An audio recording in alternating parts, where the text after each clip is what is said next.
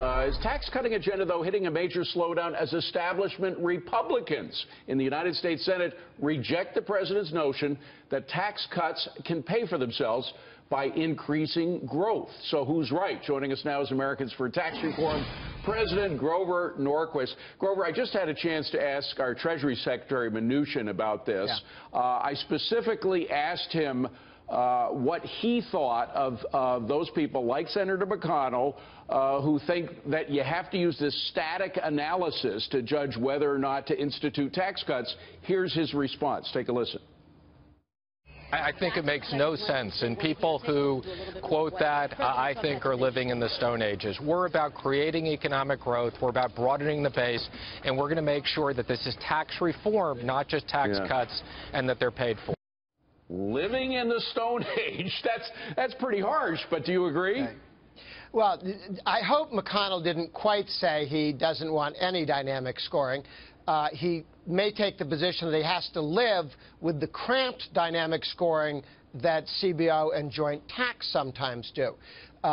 If we get the corporate rate from 35 down to 15 or 20, and the House, the Senate, the President all agree that that's the target, if we go to full business expensing, you will have 3.5% to 4% growth. That's what Reagan had. Yeah. And Reagan did both tax reform.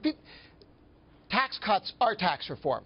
But then there are other kinds of tax reform, like going to a territorial tax system so that we're not double taxing American companies. Well, okay, let's not complicate things, though. Just talk about tax rate cuts, because we have corporate tax rate cuts that the president wants. We have individual tax rate cuts. We have a whole bunch of tax cuts, and a lot of people in the Republican side are against these cuts unless they can so-called be paid for. I don't agree with the nomenclature that they use, but that's what they say.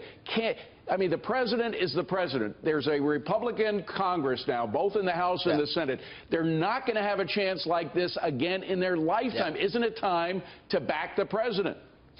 It is. And the House is clearly committed to radical reduction in tax rates.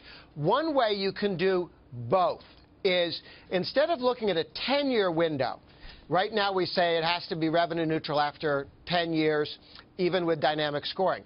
That used to be a 5-year window. The Budget Act of 1974 says the window has to be more than 5 years. It can be 100 years, legally. Okay? It went from 5 to 10 under Clinton, because he thought it was a more accurate way to portray things.